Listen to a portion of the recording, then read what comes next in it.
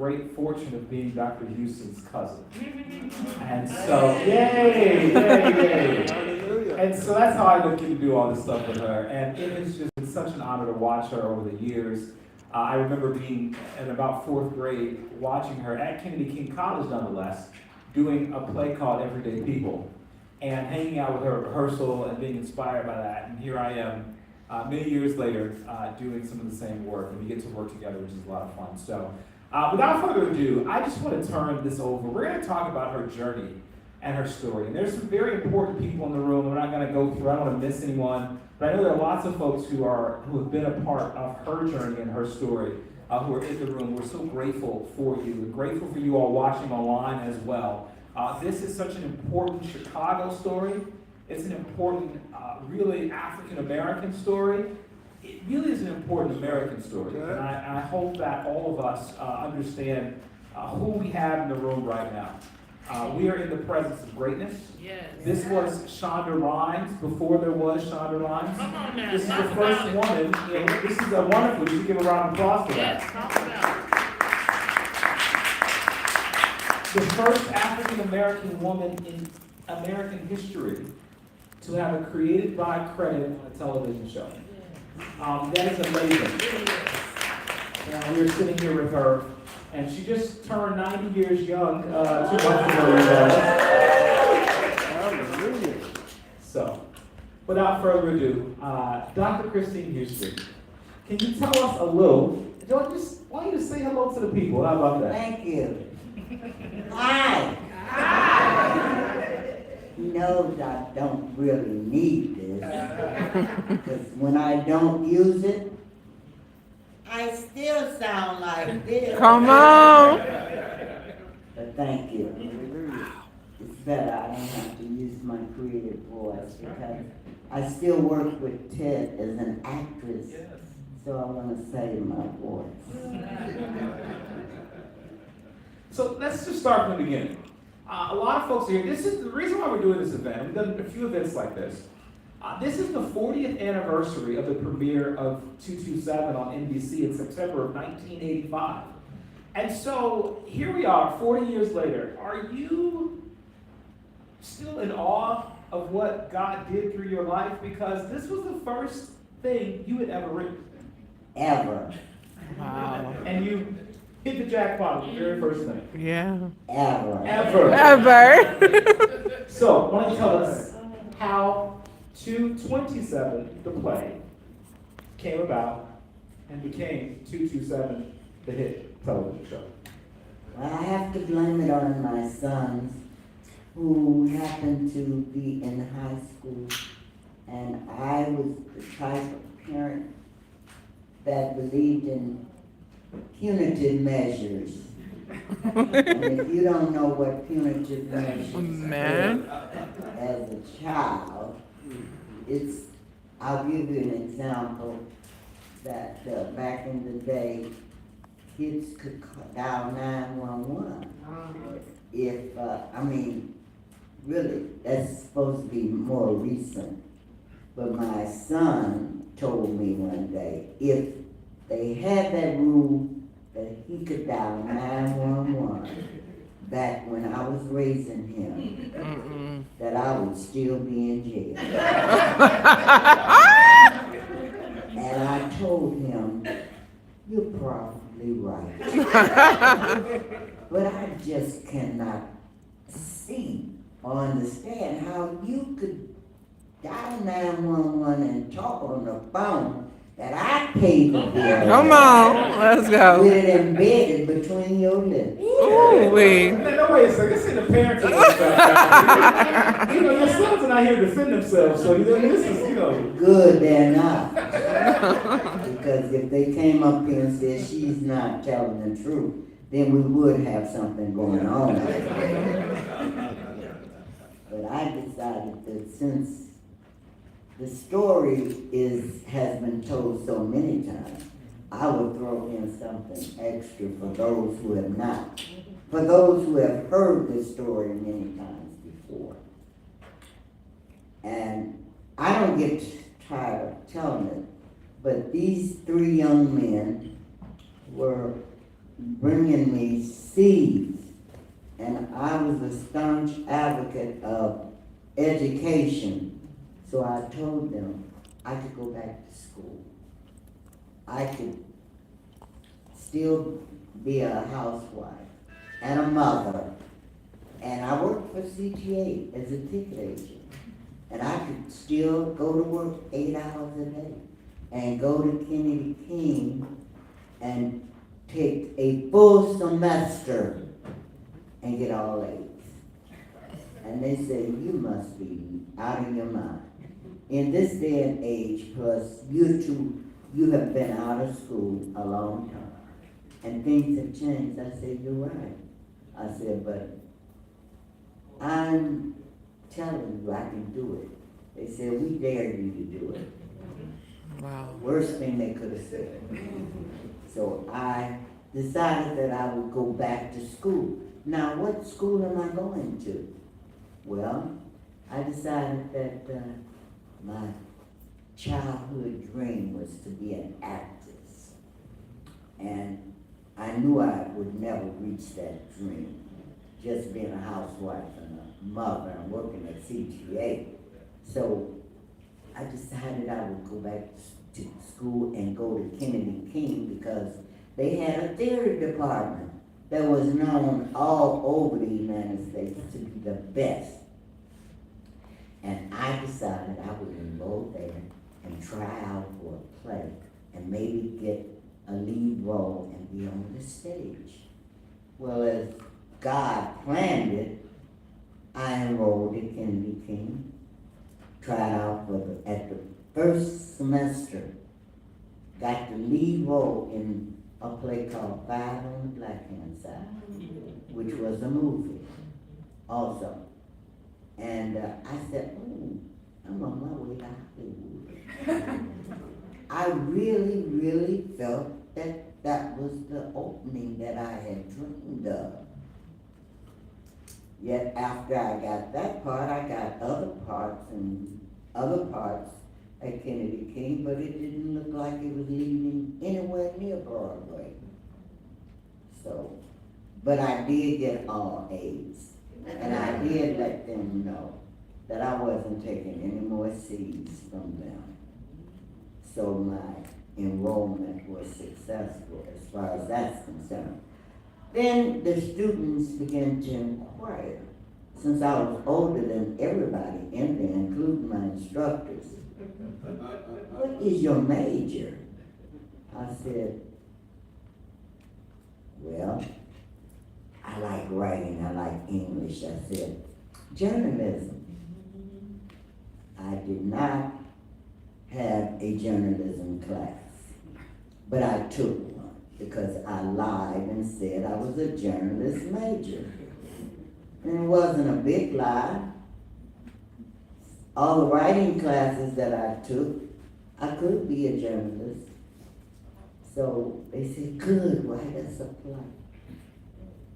Now, I never wrote a play before in my life.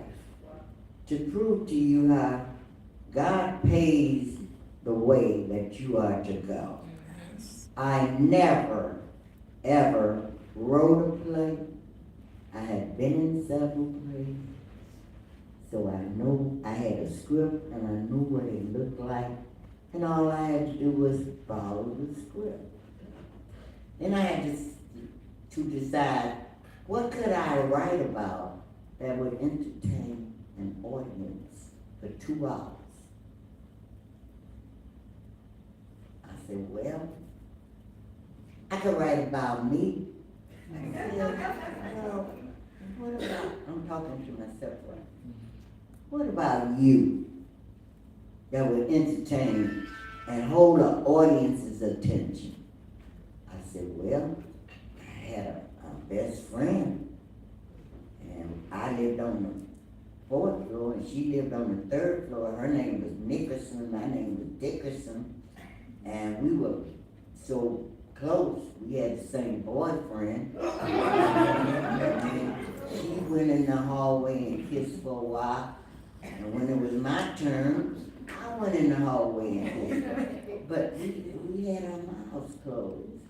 we didn't open our mouths, and we didn't go any further than kissing. And we wasn't doing that touching and feeling stuff.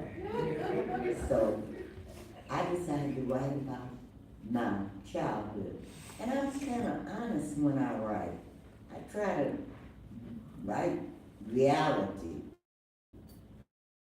and with, you know, anything that might make you laugh, put humor into it. I didn't call myself writing a comedy. I call myself writing a part of my life, a few days in the summer when I was growing up, just to entertain. I didn't think the play was going anywhere, seriously. I wrote it, I finished it, and it went, I took it to a theater program that we had at Kennedy King every summer. And they had competition in 7 different categories about theater, like one-act plays, acting, extemporaneous, thank you, writing. And I just decided that I would write it because the students challenged me. I knew it wasn't going anywhere. Lo and behold, it wins.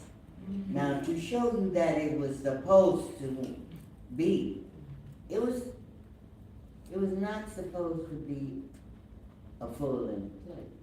It was supposed to be a one-act. I wrote a full-length play, 2 acts. No one ever told me you're disqualified. Your play is too long. It won the playwriting contest, and it wasn't even supposed to be eligible. That's amazing. Yeah. That's amazing. What God has for you is for you, right? Yeah, that's amazing. You're just slowing me down. Give me a chance to breathe. Okay, Please continue. ask me what you want to ask. Well, no, I think this is great. So, I mean, we have to understand the significance of this journey. It is, and I've heard these stories many, many times. I know some of you have in the room as well, but they never get old because this story is so phenomenal. So you write this play. You're at Kennedy King College, which is, I call the Harvard of Inglewood. There's so many wonderful, wonderful things going on at Kennedy King, even all these years later. I'm so very proud of that. And by the way, as you guys look, this is part of the exhibit that Kennedy King hosted for a year in her honor, called From Kennedy King to Hollywood. And so we're looking to move that exhibit somewhere else. And since we are pausing, I also want to say that there is a group of folks that are working on a documentary in her honor.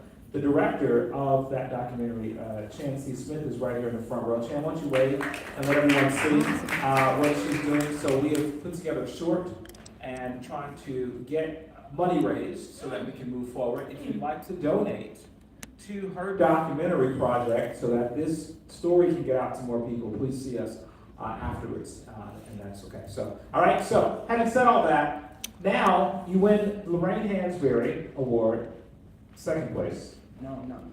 Norman Lear. No, I won that little contest for that, program that I went to that summer. Yes. That was the NACSA convention. Yes. That was what it won. But when it won that, the people at Kennedy King over the department said, let's run it, let's stage it. It had only won as a play. The writing had won, but it had not been staged. So Dr. Rayner said, let's put it on stage and see what it looks like. So I cast it, and we went on stage, and we could not close it down because we had announced that it would run for 3 weekends in a row, which it did. And people were still coming after the 3 weekends trying to buy a ticket to a show that we had closed. So that was very inspiring. So once we found out what it looked like, Dr. Renner said, well, there's a contest with the American Theater College Festival based in Washington, D.C. They are running the Norman Lear and the Lorraine Hansberry Playwriting Awards. Let's enter it. So in order to enter, it costs $60 for Lorraine Hansberry, $60 for Norman Lear. The college didn't have that money. So what we did was we had a bake sale. Every weekend, for 4 weekends, my mother and some of the other students' mother baked cakes and pies, and we sold them by the slice until we had raised $120. And the play was entered into the Norman Lear and the Lorraine Hansberry. And we're sitting on pins and needles waiting and crossing our fingers and our legs and our eyes. And finally we got the results. 227 won, first place Norman Lear. Wow. There was only one place. 227 was up to win first place in the Lorraine Hansberry. Yes. But the judges decided that since I was winning the Norman Lear, they need to encourage other writers. And I agreed with that. And so they said, we're gonna give another student, and you had to be a student. And as old as I was still eligible because I was a student. And I was 42, 43, 44.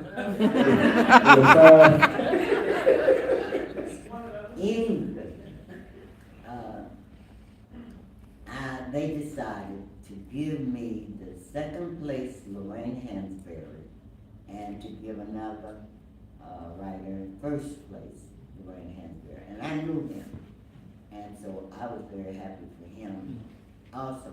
And second place gave Kennedy King $2,500. Wow. Didn't give me $1. But now wait a second. Now hold on a second. Now look, I've worked at Kennedy King for 20 years, okay? I know we got $120. So we could have gotten you that $120. You had to go do that, and then you got the money, and they took that $25. That was so. You been trying to get it back for you though? I'm gonna work on it, okay? Right. With interest, yes. With interest, period. Compounded interest, that's what I'm saying. Now, we got another way they can pay back. How about they let us mount 227 one more time? Come on now. In their field. Yes. All we have to do is everybody get together and tell other people, and they just tell Kennedy King, look, we're gonna picket you, and we're gonna march until you say yes to 227. I love it. Don't pick them too hard, because I got some work. And we have to do it because the main actor, male, is sitting in I was here. gonna say that. And I have to make sure he doesn't go take another job. Mel Roberson is here, who has been one of the main actors in 227. Is anybody, give it up, man, please. Is anybody else here who's actually been in the show? I've had a few folks come in. Okay, cool. I see one of my Kennedy King colleagues back there as well. I want to give a quick shout out to Dusable, just for the record. As you know, we're in conversations about doing that very thing in the fall of next year. So hang on. We need spring. We need spring. She's ready to roll. She always tell me, don't be putting this stuff for me out 2 years from now. She's 90 years old. Whatever we do, we do it right now. I mean, right? I'm not planning on leaving y'all, but The creator might have plans. Yes. We gotta do it now. You hear that, Karen? We gotta move it up. And when he says yes, nobody can say no. That's true. All right, so I do want to turn to the audience shortly, but we get so much of the story. We are so excited. By the way, you guys who do not know her story, she has written her story in a book, a short book, called From Page to Stage to Television, The History of 227. If you're interested in purchasing that, I don't think we have any copies today, but we can take your name and we can get you a copy. It is a phenomenal story, as you know. So let's go ahead and fast forward a little bit. You've won these awards at King of Kings. There's a lot there. There's a lot of back and forth, up and down. But let's get to Hollywood. My prize for winning the Norman Lear was an all-expense 2-week paid trip to Hollywood. Now, and the opportunity to write for one of his shows. At that time, he had 6 shows on television. And if any of you remember, I'll just throw out a few of them. Good Times, Different Strokes, The Jeffersons, All in the Family, One Day at a Time, Sanford and Son. Okay? And so I could choose what show I wanted to write. And they would allow me to write one segment, one episode. And after I write that one episode, I would be eligible to be in the Writers Guild, because in order to be in the Writers Guild, you had to either write a successful series or you were already in there. It was a catch-22. You can't get in if you haven't written a successful series, and you have to have written one in order to be eligible. Wow. So, but winning the Norman Lear, my prize was Norman allowed me to write for whatever show I wanted, and I chose the Jeffersons. Yeah. And then that made me eligible, and he paid the $2,500 at that time that it cost to put me in the Writers Guild. So I not only got an all-expense paid trip, I got membership into the Writers Guild of America. West, because there is one for the East in New York. I belong to the one in California, in the West. So I went to Hollywood and I wrote a script for the Jeffersons. Very excited. And I came back home, and everybody in Chicago who knew me was at the TV to see the opening show in September of 85. September of 1985. Opening 227 show. Oh, 227 show. The series. Okay, that's September 85. That was the opening of 227, and it ran 5 years. And for those of you who don't know the distinction, her play is called 227. The television show is 227, and there are copyright issues around the use of those. So we go back and forth when you hear that. That's what she's talking about. Well, I wrote my title out in letters, and they decided, I think they were angry with me because I wouldn't sign papers in the very beginning because they wanted all the rights. And I felt that if I give them all the rights, I can never do the play again. So I told them, I'm only selling you the screen rights and television rights. I'm a playwright now. And so I'm keeping my playwright.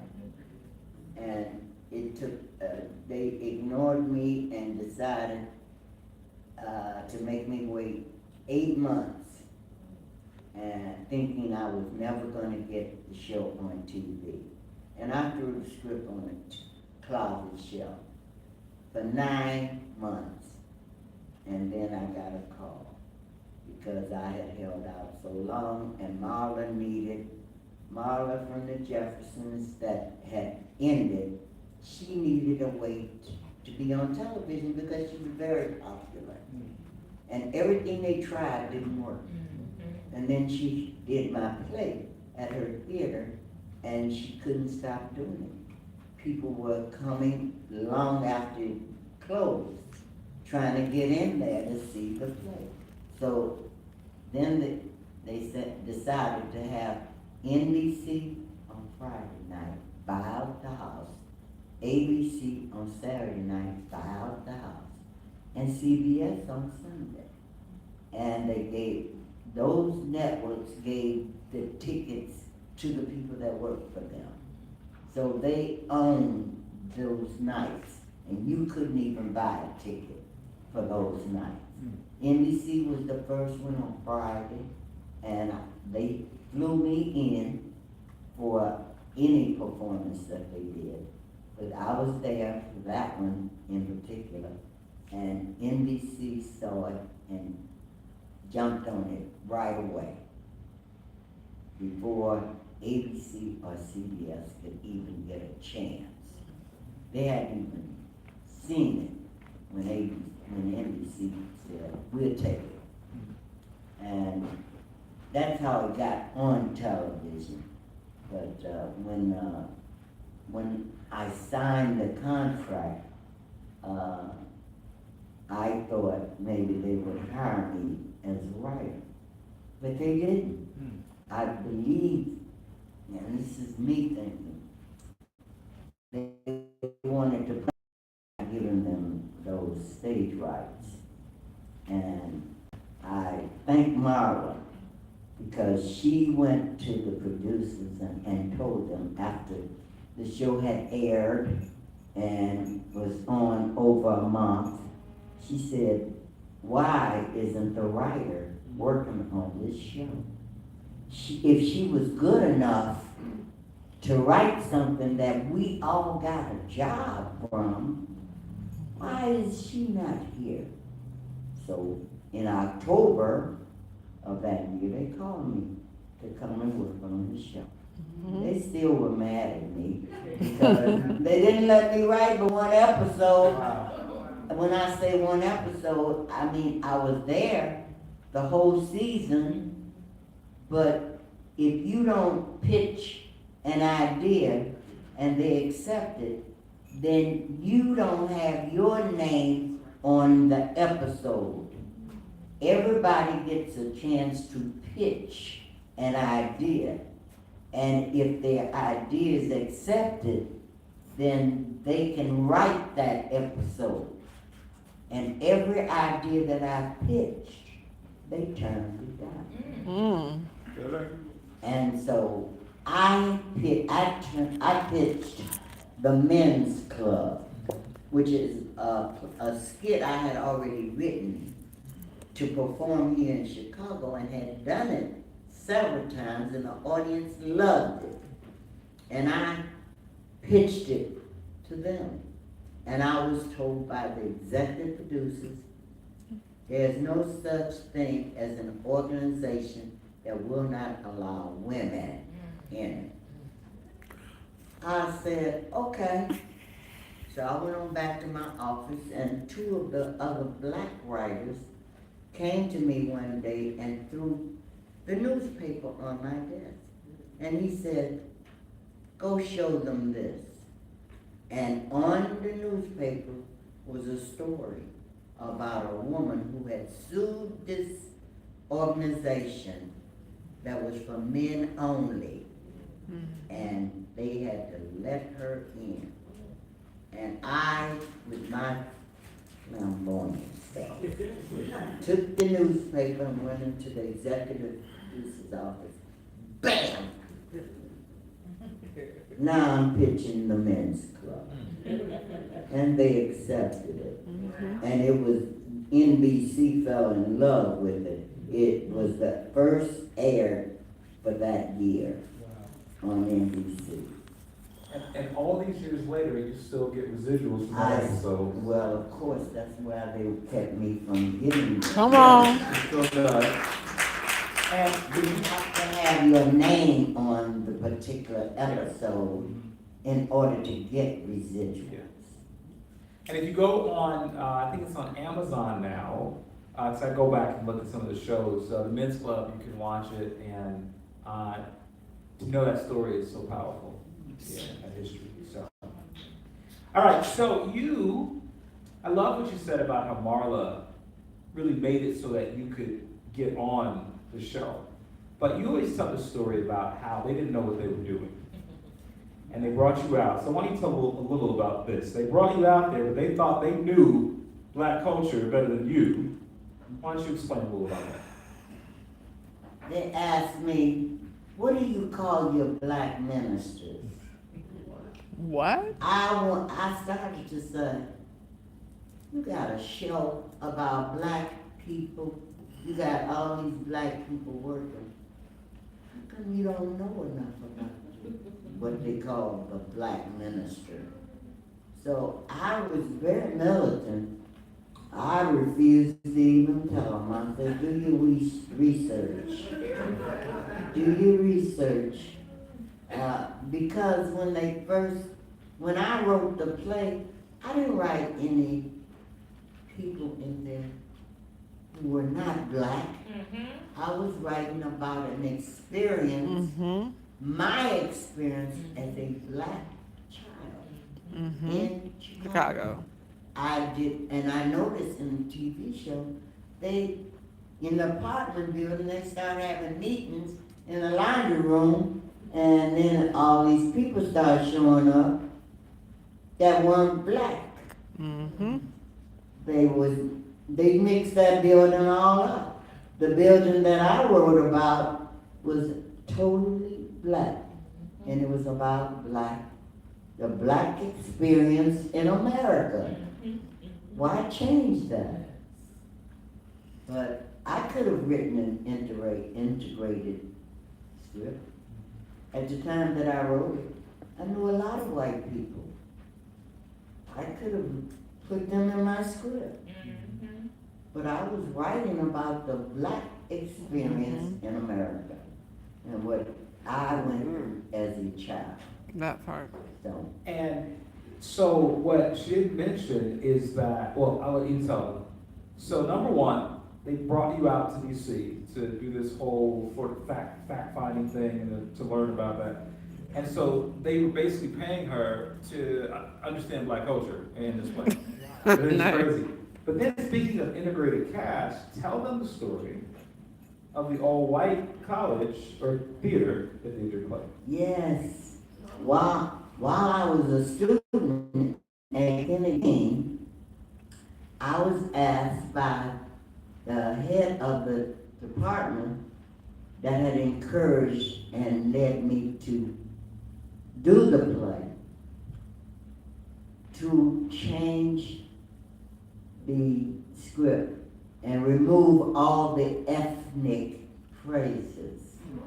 What? And because I trusted him, and I still do to this day, because he told me that greatness had a way of surfacing and that 227 was gonna make it. But he wanted to try it to see if it would make it universally.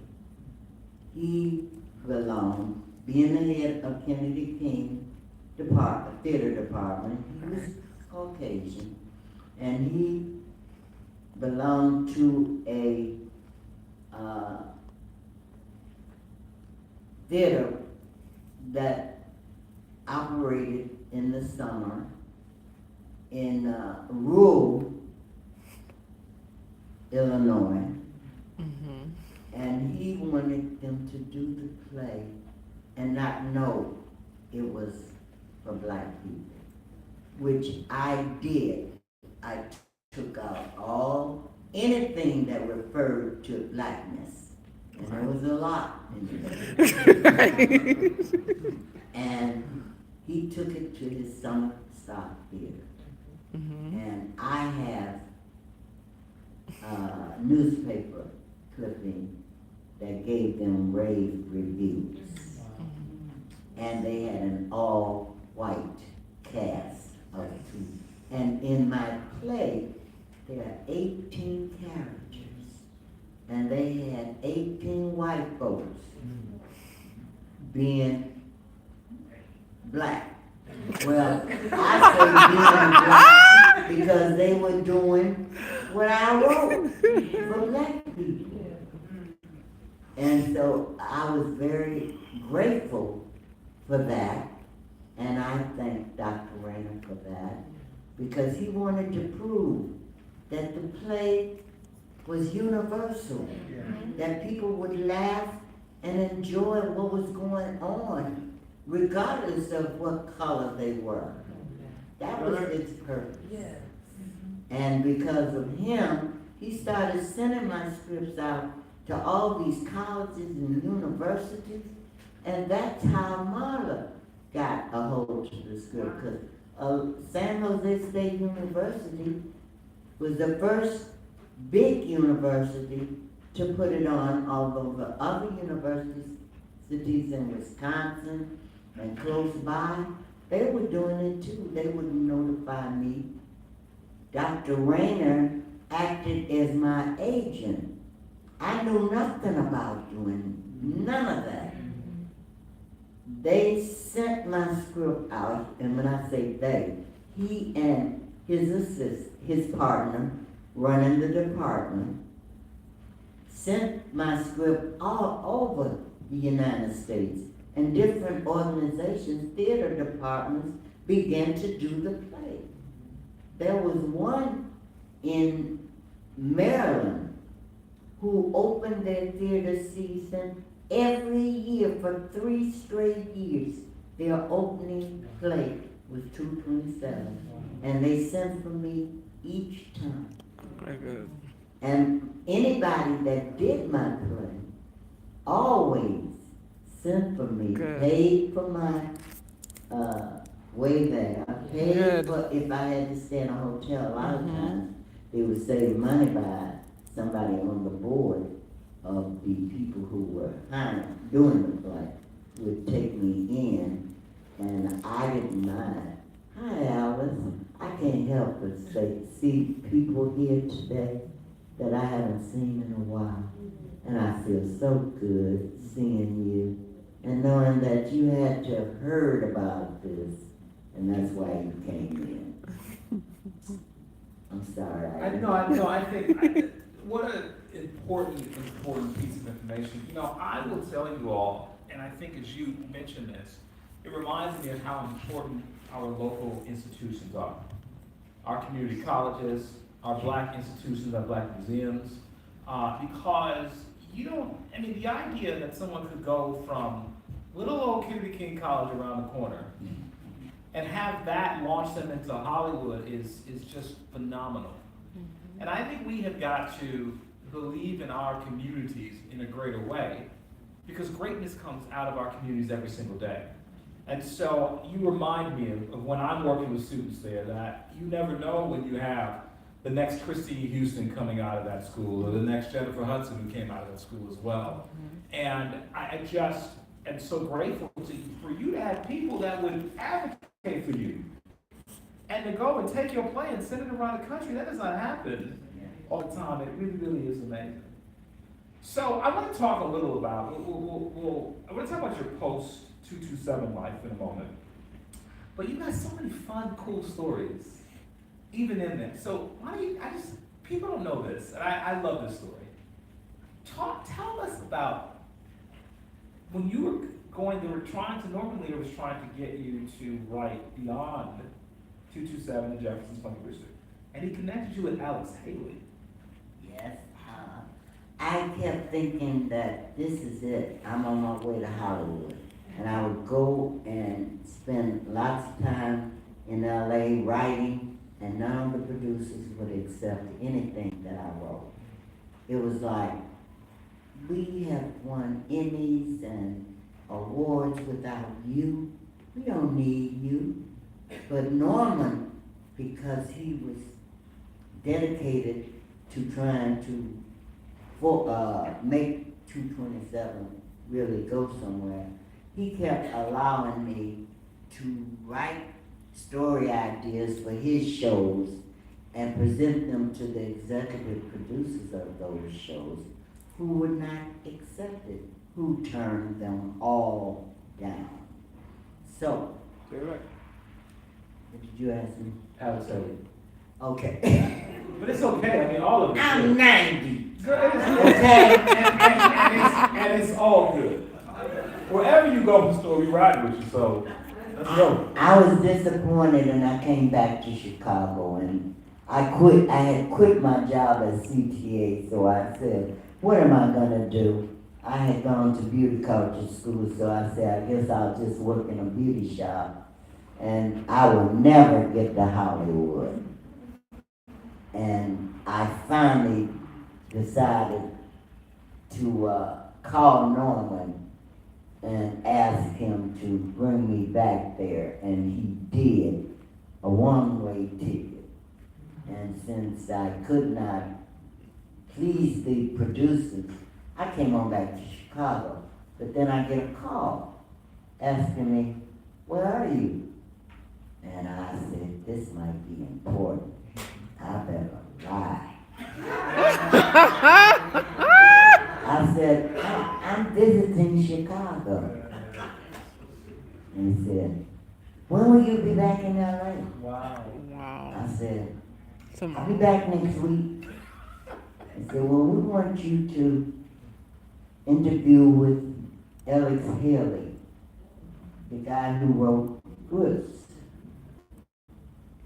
I said, I'll be back tomorrow. And you had no ticket. I got a ticket. Yeah, I'm sure. Back then, you could get one right away.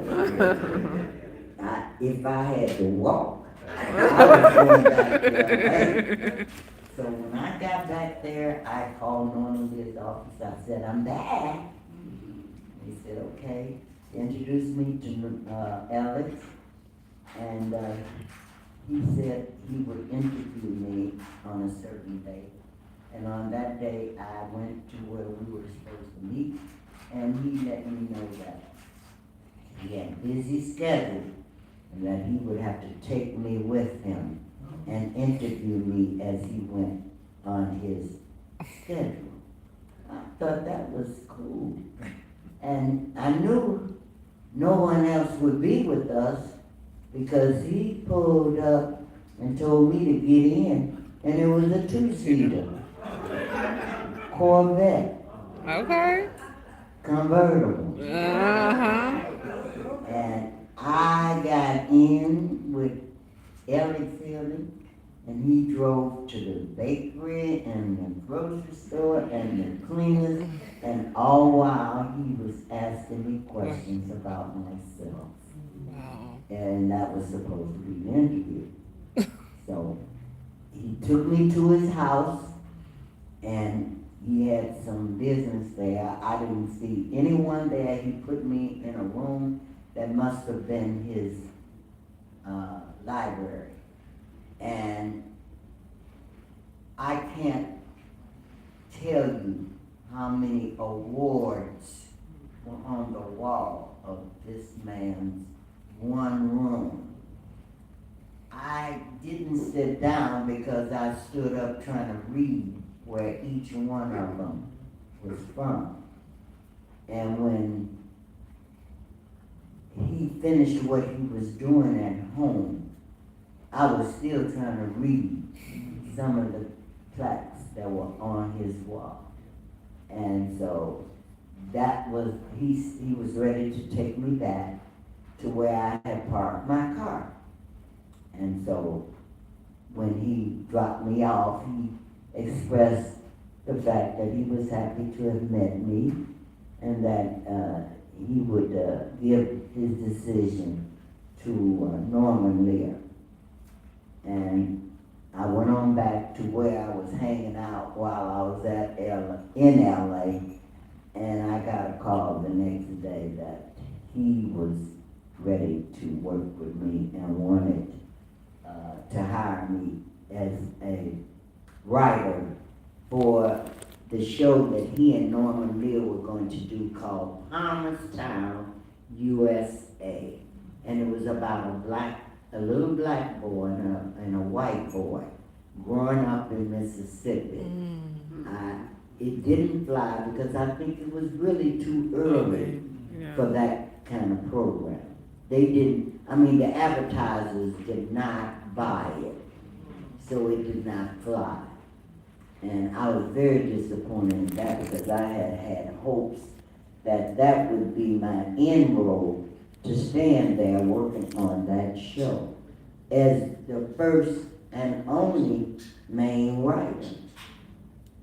So back to Chicago I came, and that was the way it was for at least 2 years, back and forth from LA, thinking I was gonna do something and only meeting it with disappointment.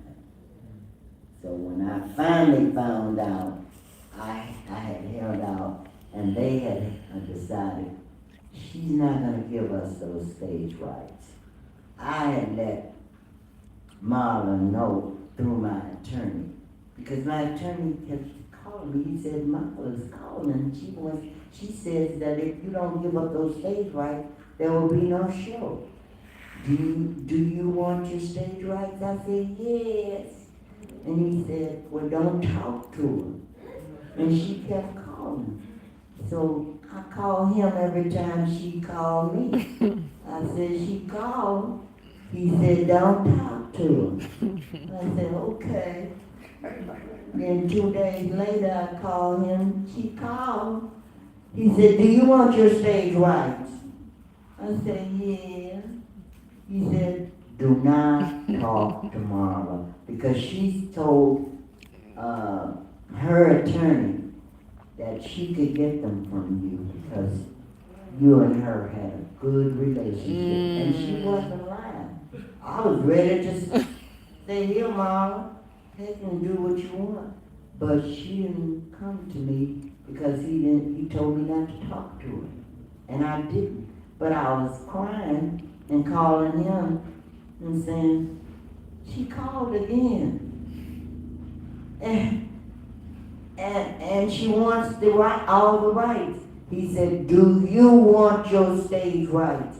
I said, yeah. He said, well, don't talk to Mama and don't call me no more.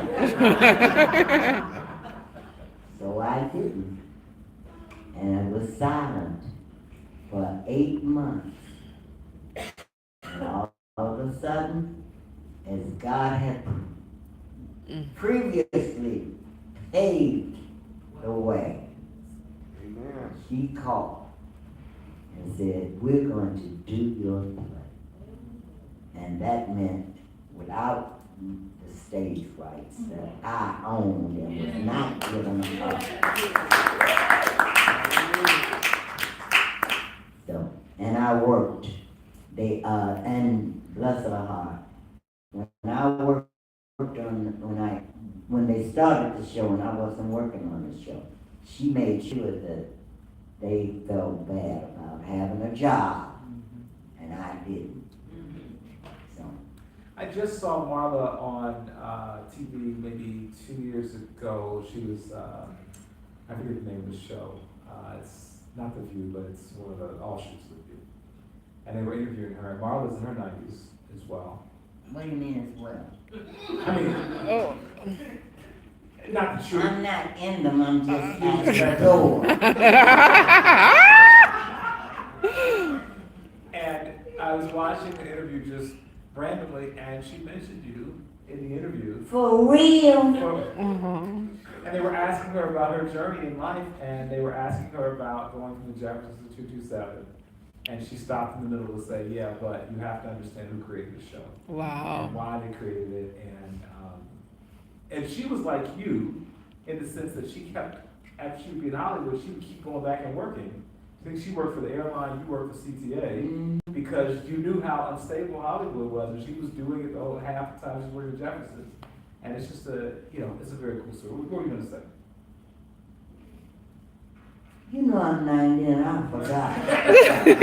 Well, I'm in my late 40s and I forget stuff too, so it's okay. So anyway, okay. So why don't we're gonna take a couple minutes. I'd love to open it up to the audience.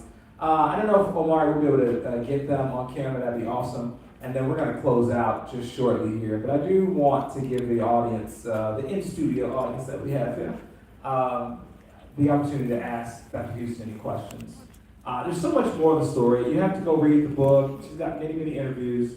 There's her life post 227 and her journey, caring for her mother, caring for her husband, what came out of that, what she wrote, all of the various different skits and scenes and books that she's written around that. And just the journey has been phenomenal. But I want to give the opportunity for audience members to ask any questions you may have. So I'm going to run this mic out to you. I'm going to do my best Oprah impersonation. Okay, we'll go 1, 2, and 3. And that's going to actually be it. I'm happy that every single one of you are here. And a lot of you came because you heard about it and really don't know me. And I appreciate you too. But I'm looking at some people whose faces I am so happy to see. And I'm just gonna call out their name anyway. Sasha, I see you hiding back there. And I'm so happy that you were able to come out. And I already hollered at Alice, and then Mel, and his lovely wife, she took him away from me. When I hired him to do 227, he wasn't married. He had no wife. And then along came her. Hey, I was a widow woman. I was looking.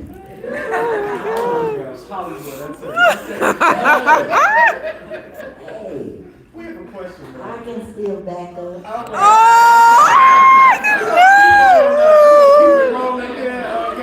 Oh my God.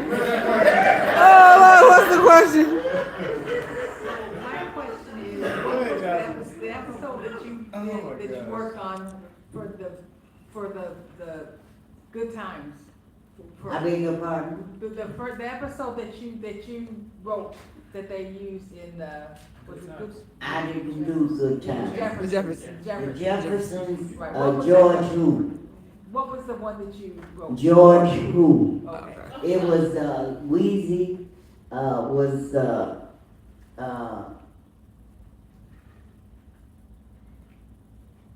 someone was trying to rob her and hit her, and she fell and hit her head.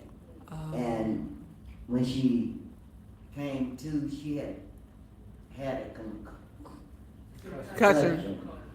And she didn't know who George was. Gotcha. And if you know the show, not knowing who George is Yeah. was Big deal. something that he would not tolerate. And so the thing was that she lost her memory and didn't know who he was. And I named it George Who. Gotcha. Sorry. I just wanted to say how inspirational it is to hear your story, particularly as someone that made the decision to bet on yourself as sort of a late bloomer in life, and to see where that path was taking you. So just wanted to kind of honor that. But because this was such a Chicago story when you wrote it as a play, I'm curious if you had any feelings about them moving a location to it being set in Washington, D.C.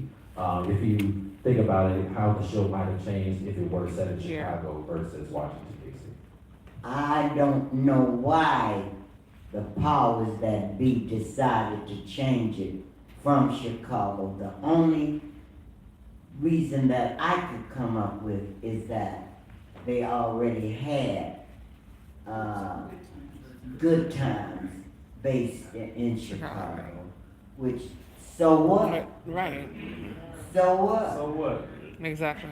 But I let them know that by changing it to Washington DC and not knowing anything about Washington was an error, because I had gone to DC every year for 6 years on my vacation while working at CTA.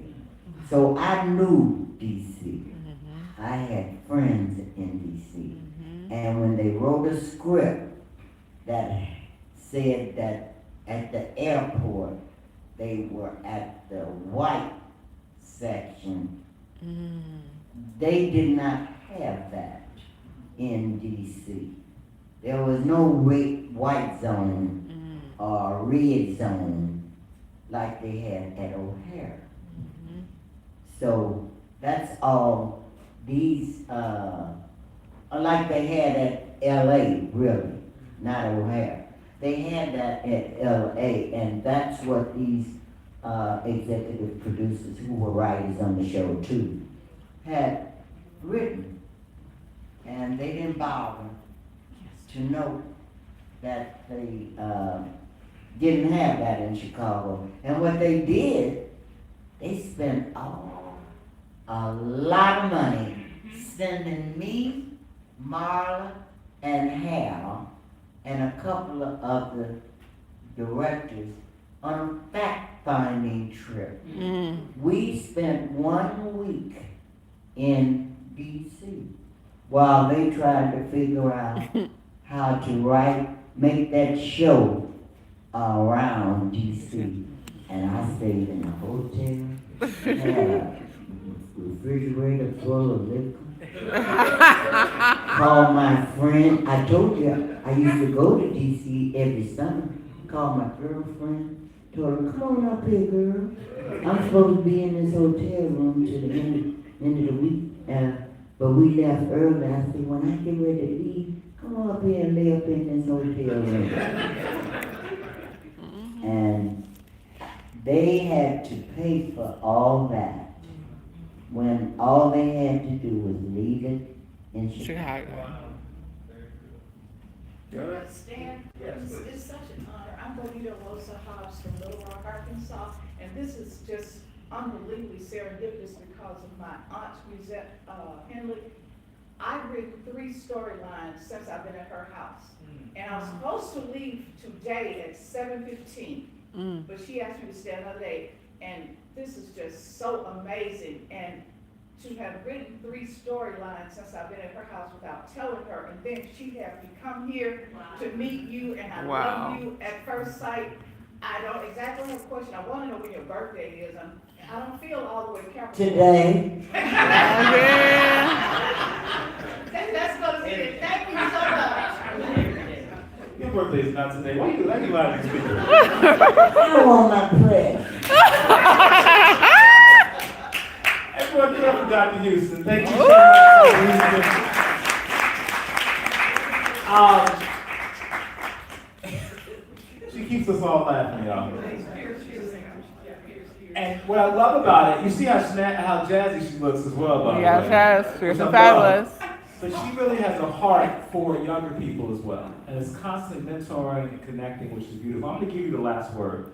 But we're going to close out in a second, so we have a little time to connect before we leave the room. I do want to acknowledge her manager in the back of the room, Mr. Tony Bear Adams, who is just always there for her, and part of the team that tries to keep all this stuff moving with her. And so we thank you again to the Dusable for making this happen. It's a wonderful, wonderful thing. And really, they did this with not a ton of time, because I think most of us didn't even realize this was the 40th anniversary. I think we figured it out, I don't know, a month or 2 ago. We're like, wait a second, we missed this whole year. So we're going to continue to celebrate this in 2026 and mark this. And we're going to do the show again. We got some other things going on. So anyway, so I want to give you the last word, and then we're going to close out here today. I hope I did not miss anyone. If I did, please forgive me. I see my uncle out there. I appreciate you being here. My Uncle Lee, who's here, who's a supporter as well. So why don't you give us a final word, just a thought. What would you want to say to people for them to think about learn from your story, be inspired from. I'll give you the final word. My mission, I believe, in life, without me knowing it, was to inspire and motivate. And I believe that that's the reason that I became a writer. I didn't know that was the reason, because after all this happened and I went to Hollywood and came back, I decided that I needed to finish my education, which I had was so hard on my boys about, and I needed to get a degree other than my AA I got from Kennedy King. As I say, don't do it. Somebody gotta come to the show, we gotta joke. You know what I was I know getting you ready to do. Okay, he won't let me do it. Y'all jump on him. Okay, well, see, I'm sorry. where was I I? apologize. You were giving a final word of inspiration Okay. to the people. Of inspiration.